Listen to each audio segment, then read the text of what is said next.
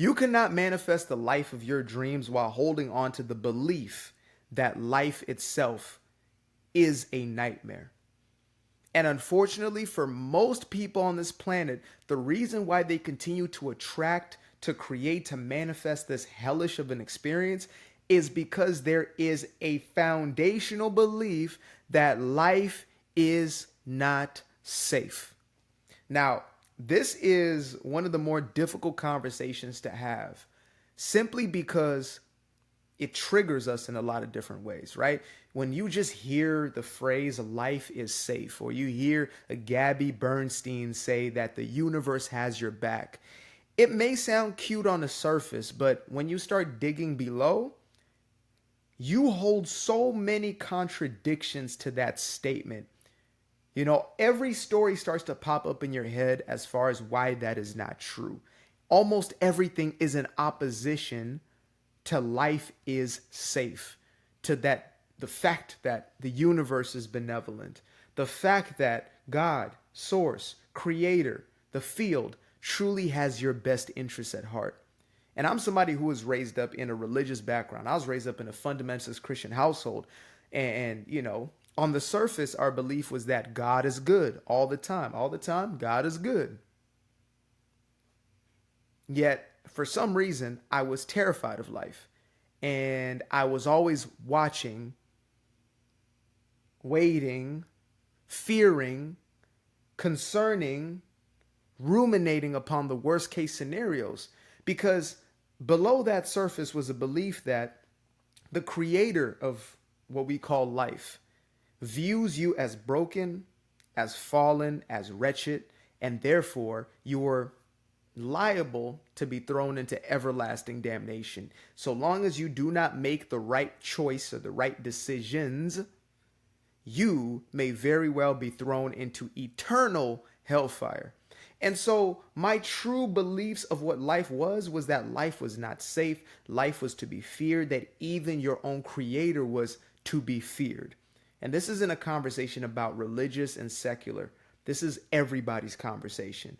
Because for a majority of those on this planet, we have been raised in environments that have us think and believe and quote unquote know that life is not safe.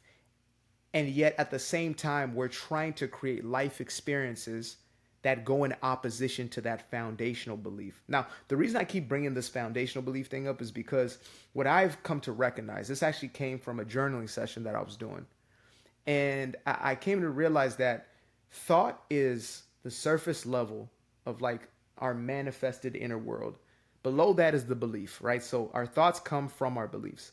Our beliefs come from the identity that we hold about ourselves or our perception about ourselves. However, I didn't know until this moment that there was a layer under, and this was the foundational layer. And that foundational layer is your perception about life itself.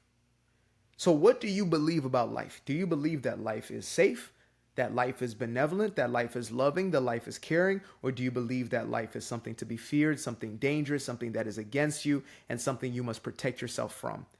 And this matters more than your own identity about yourself, because you can't hold a truly contrasting identity to the perception you have of life. You can't say, oh, I have an identity of somebody who is empowered, who is fulfilled, who is loved, while at the same time holding a baseline or a foundational belief that life is dangerous.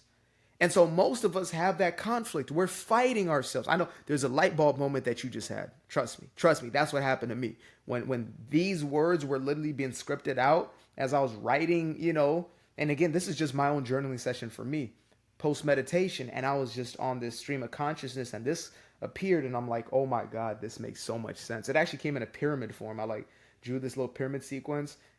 And then all of a sudden I wrote thought in the top one, and then belief, and then identity, and there was an empty one at the bottom, and it said perception of life. And it absolutely knocked my socks off. It very well changed my reality, right? Because I was realizing that the reason why it was so difficult for me to change my beliefs, the The reason why it was so difficult for me to shift my thoughts is because they were rooted in something already. They were so they were so deeply wound and intertwined with what they actually were. Like a tree, you can't cut a tree at the branches and expect the tree to never grow again. You can't cut it at the stub or at the stub. You can't cut it at its trunk and expect that stub to stay there forever or to dismantle. It's going to grow back into a tree. You have to take it from the root system, the deepest of roots. Because even if you take out a few roots, it is liable to grow once again. And so if you're looking to uproot that belief system, to uproot those thoughts that you continue to repeat time and time again, which is what belief is. Shout out to Abraham Hicks for that one. Belief is nothing more than a thought you continue to repeat over and over again. If you're looking to uproot that, the only way you can do so is by getting to the foundation. At least the only way you can do so sustainably, and not spending the rest of your life being a thought police and monitoring and watching every single thought. That shit gets exhausting. And it is simpler. It was always supposed to be and meant to be simpler than that. This is why when you see a child who is raised in a household where there is a core belief that life is safe, this child is going about life with these bright, bushy eyes, right? Even if they're not born in a household that says that, but they haven't internalized the belief that life is not safe. They still have the truth in them, which is that the Creator is loving, that the universe is truly kind and truly has your back. Because they actually still have that knowing, they oftentimes go through life with this, bright-eyed approach. They're going through life looking at things not from what terrible things are going to happen, but what goodness is there to explore. And it's only when they get trained into, when they start getting conditioned into this state of consciousness, this fear consciousness, right? Watch out for that. Don't do this. This may happen. That may happen. Oh no, terrible things happen there. We don't want to go there. Please don't climb that. Definitely don't climb that. You're going to fall. You're going to hurt yourself. You're going to get cut. You're going to get sick. We create, or we've been part of this machine that has created the fears, and then we perpetuate those fears within ourselves and then others. And then we are surprised as far as why life is manifesting the way that it is.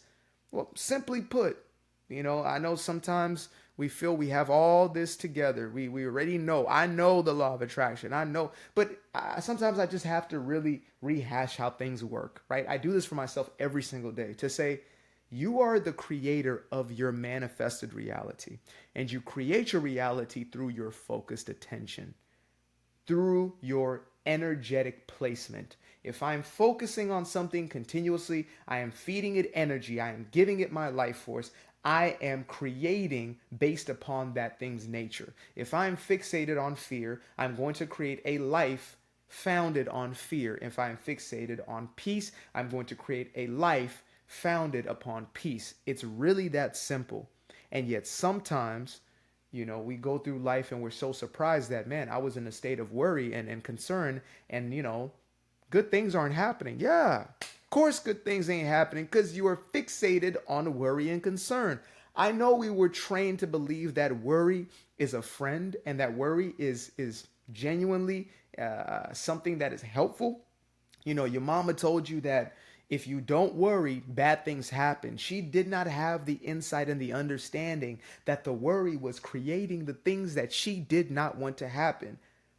Life is benevolent. Life is safe. And you ask yourself, how can it be safe if it is not showing up in the ways that would represent or demonstrate that it is safe? It's because we are holding ourselves apart from the natural flow of life. That's why it feels unnatural when these things happen. If trauma was a natural part of life, not normal, because normal is different from natural, right? Normal is something we come to accept. Natural is something that is actually a part of our essence. If we have a traumatic experience, the reason why it does not feel natural is because it is not. And unfortunately, we have life circumstances, situations, interactions, etc., that are in direct relationship with our fixation on this foundational belief that life is not safe. And in order for us to begin to manifest the lives we truly desire, we have to change it at that level. I am telling you, there's no other way. You cannot go through life believing that life is against you and also create a life that is satisfying.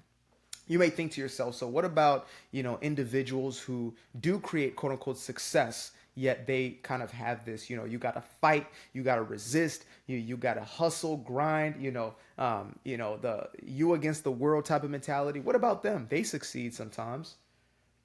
I say to you that is that actually success? Like I watched Sylvester Stallone. If you don't know who that is, you could look him up on your own time. Rocky, aka Rambo, right?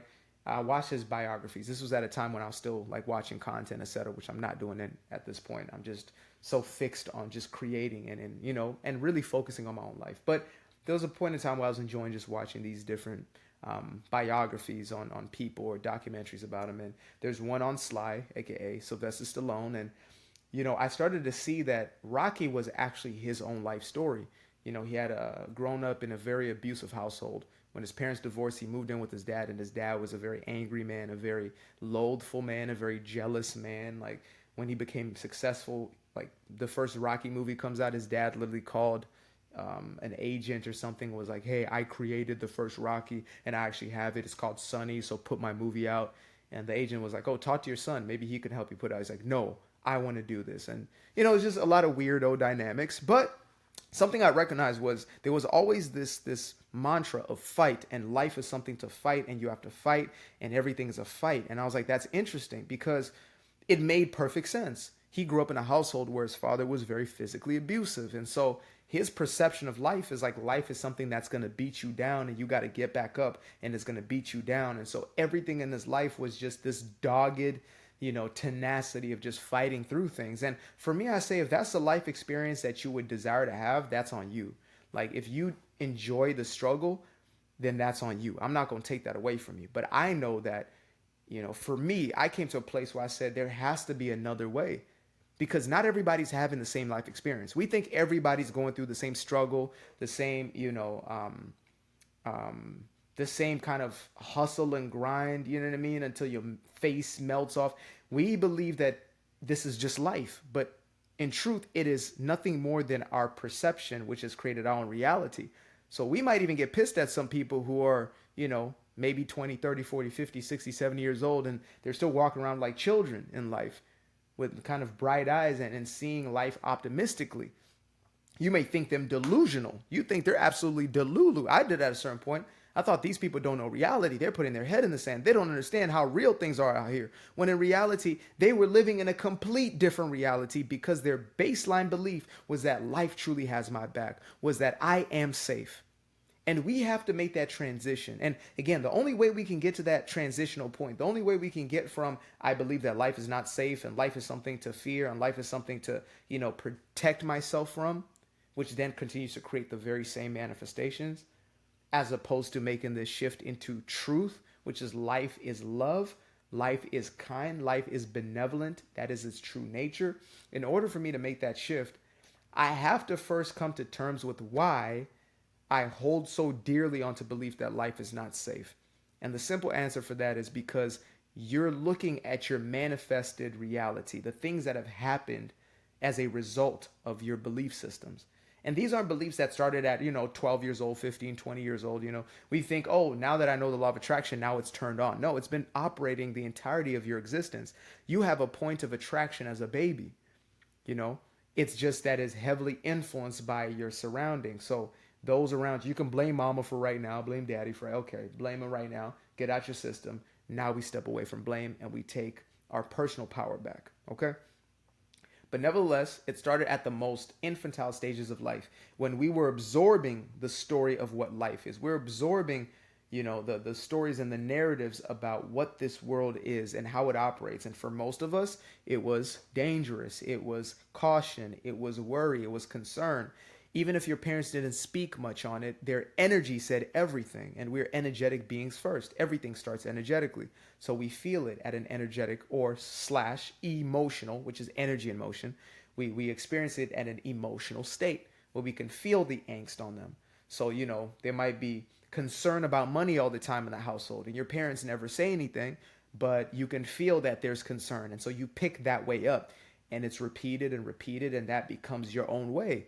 You internalize your surroundings. So yes, there's a responsibility for us, for us to break these patterns of belief, to hold a different belief system for our children's sake.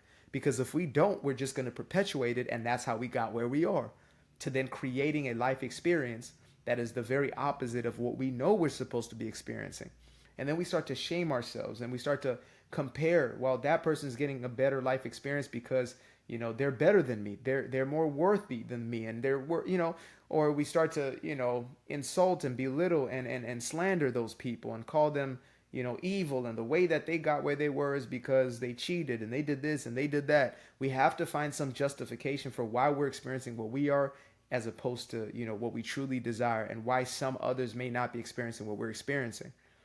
And I'm giving you the answer right here. You've got the cheat pad or the cheat sheet. You've got the damn spark notes right here in front of you. The reason why is because you already held beliefs. Like, most of us think, oh, the reason I believe what I believe about relationships, that you can't find no good woman, can't find no good man, that you're gonna get done dirty or whatever. We believe it starts from the first relationship, second relationship, third relationship we have. When in truth, your relationships were already predestined, in an essence, premeditated. I'll say that, not predestined, because it's not set in stone, right? But the beliefs that you hold about relationships at the youngest stages of life, and that you perpetuate, that you internalize, will manifest in your first relationship and moving forward. So you didn't start getting those beliefs when you started the relationship. You start to affirm those beliefs once they, show up in your physical experience, but you held on to them as a baby, as a child. You saw how your parents interacted. You saw how others interacted. You got stories. You came to conclusions. You internalized information, and you said, this is what I believe about relationships. That's why you can have a kid go into a relationship and it's like, they're 14, they're already in a toxic relationship dynamic. They're 12 years old, already a toxic relationship dynamic, because they are just manifesting or creating what they're already holding on to. And we may perceive it as, this is so unfair, right? It's unfair. Why would the universe do this to us? In truth, it's the most fair and just system that exists, is that where your focus, your chosen attention goes, and where your energy flows is where your life will show. That is, I can't think of a better system, man. I'm a thinker. You know what I mean? I'm a real life Aquarian. Like I can go into deep rabbit holes, right? But yet I could have never come up with a system as ingenious as that, to say, what you focus on, you create. It works perfectly, because if you want to change your reality, you change your focus. And if I want to change my focus, I have to change, again, am I focusing upon a story that is empowering or disempowering? And the core foundational story is life safe, or is life a threat? Is life a place that has my best interest, or is life a place that I must, safeguard myself against? And when you go through life as life is not safe, when you hold that belief about what life is, that perception of life, you will always find yourself in a state of, essentially victimhood, perceived victimhood. It would feel as if life is happening to you as opposed to through you and as a byproduct of you, because you believe it's something to defend, and therefore you must attack. You're always on the defense. You're always taking offense. You're always being defensive. You're always going through life looking at others or situations, circumstances as enemies. You do not actually have a clear perspective on what life truly is. Life at its core is safe. I'm going to repeat this until kingdom come. I'm actually working on my next project. I'm not going to give the name right now, but it is, within this very messaging. On August 20th, I'm going to be putting out my first LP as Aquarius Waive. So make sure to check that out. That one's called Follow the North Star. So I'm just throwing that out there, real quick plug. But again, the messaging can never be said enough that you are safe. It can never be said enough that there is nothing to fear. Even if you're coming from the religious stance, your own Bible says, do not be afraid. Be anxious for nothing. These are commandments because they're truths. Fear itself is the enemy, quote unquote, right? It is the only thing to fear itself, right? I definitely stole that quote for somebody, Nelson Mandela or somebody like that. Fear, false evidence appearing real. That's an abbreviation that's oftentimes used. Fear is false evidence appearing real. So if I'm sitting there and let's say I'm looking at some forestry or whatever, and I start to see a bush rattling, and I could think to myself, oh my God, there's a bear in there, there's a this, there's a that, and I start to have that fear response. All of a sudden, a bird walks out, and I realize it was just a little cute bird that was doing all the rustling and fussling, right? And so immediately that fear response is gone. So is my fear justified? Absolutely not. It was false evidence appearing real. I was making that situation real, and therefore it was, creating a chemical reaction in my body where I was essentially disabled by this sense of anticipation of what was going on. Therefore, our fear responses towards life, what things mean, the stories that we have about things are all learned. Every single thing we've ever believed about anything has been taught to us, and it hasn't just been taught directly. Most things that we learn as, the ways of life, most things that we internalize as reality are not necessarily taught to us directly like this, but instead passively throughout the living of life, energetically, emotionally, through body language, through this nonverbal communication. We start to get a perspective on life. And by the time a kid is 2 or 3 years old, once they're actually talking and articulating themselves, you can now see that they have a multitude of stories. People think, oh my gosh, my child is so much like me, right? My kid acts exactly how I act in traffic. They start yelling and cussing people out. That's because you've been doing it. You condition them into doing that. It's not because they're so much like you that they cussing people out in traffic. It's because you have perpetuated a certain way of being that has created this as a norm within them. I'm actually going to have to do a whole video, not just on the kid, doing as a parent does in traffic, but just on that entire concept of, the things that you believe were all taught. Every belief has been taught. That's why one of my mantras is question everything. Question every single thing that you have ever come to believe throughout your entire life. There's not one thing that does not deserve to be under interrogation, because all of them were taught. And what I've come to realize is almost all of them are based on a false premise. Almost all of them were lies in essence. Almost all of them were based and rooted in fear. And therefore they weren't rooted in truth, right? And the reason I viewed them as truth is because everybody else did. And of course, my environment must be truth. My senses, my hearing, my seeing, my smelling, my tasting, my touching, they must be telling me of what is real. When in truth, most of what we do not see is more real than what we do see, because the seen comes from the unseen. That's obvious. This microphone came from the unseen first. It was an idea. It was energy first, and then it was translated into physical matter and material. This video is literally like the best example of ideas being translated. There's nothing actually going on here besides ideas that are digesting on your side, and they are translating within yourself emotionally and mentally. So all things start in the unseen. And when we recognize that, we can see that, okay, so everything I've experienced is nothing more than a byproduct. Every physical representation is a byproduct, including the life experiences that I've had. Every experience that I've had has been based upon that. The most painful experiences that you've had in your life were nothing more than the beliefs manifested that you held about life. And that's, again, it's a difficult thing to accept because, many have gone through quite traumatic experiences, seemingly tragic experiences. And you would think to yourself, oh, so that's just me believing. It's not a matter of blaming or faulting. It's simply for us to recognize that this is how reality works.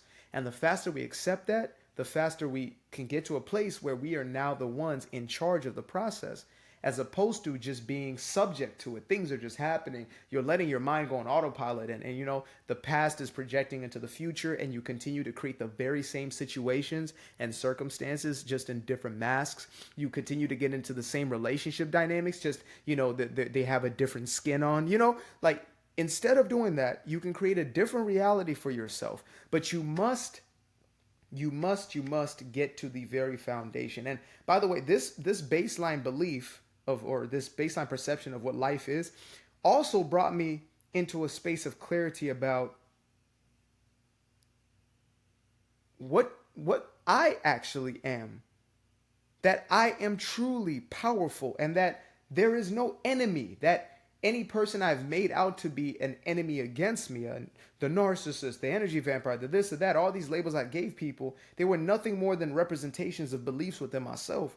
And once I started clearing that up and literally having no enemy within, shout out to the African proverb. When I started having no enemy within, I started experiencing a life where there was no back and forth. There was no defensiveness I needed to put up, because I was no longer taking offense at things and no longer seeing people as the causation of my problems. I was no longer giving my power away by blaming others. Once that happened, the entire game shifted for me.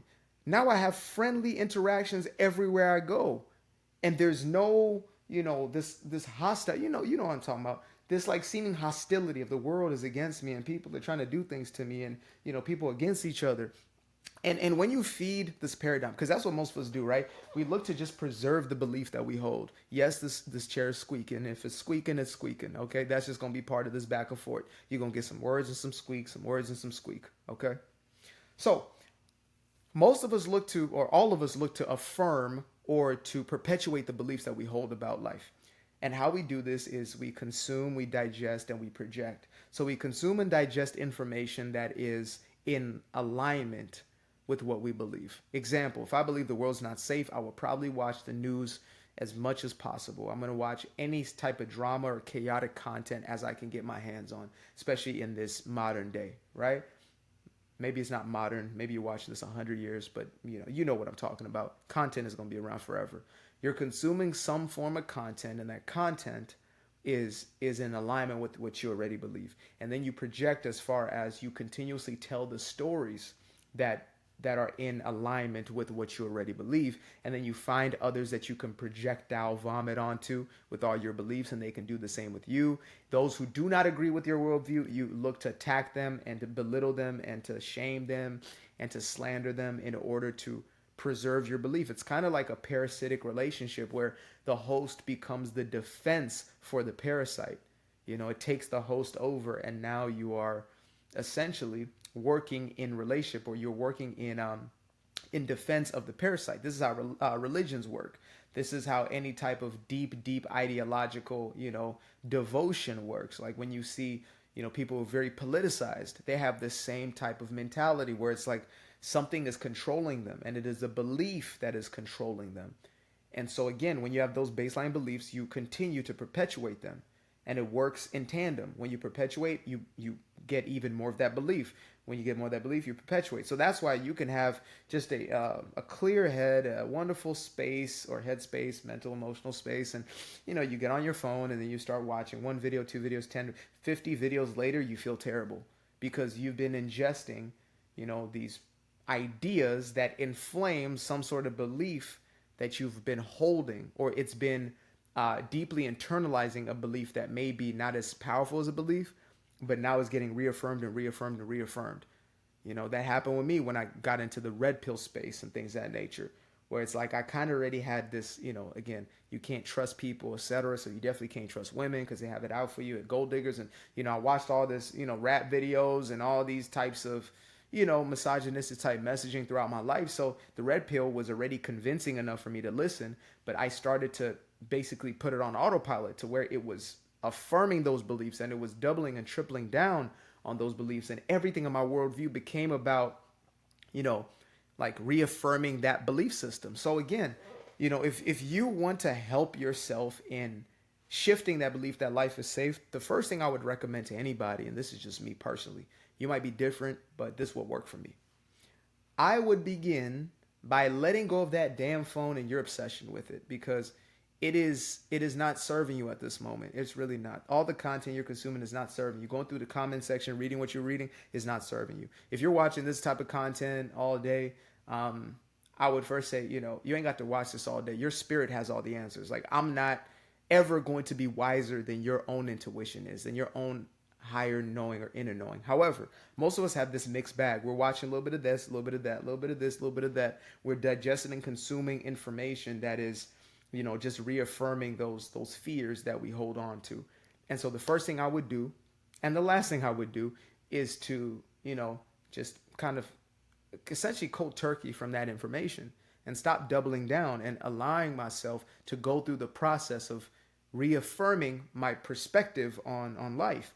Because when you make that true decision that you want that shift, everything in life is going to help you. Again, life is benevolent. Life truly has your back. The universe has your back. Your desire is life's desire for a greater life, for expansion, for fulfillment. And so when you make a decision, everything will help you. But if you stop working in opposition to your own good in just even the slightest ways, you will allow your own intuition to guide you.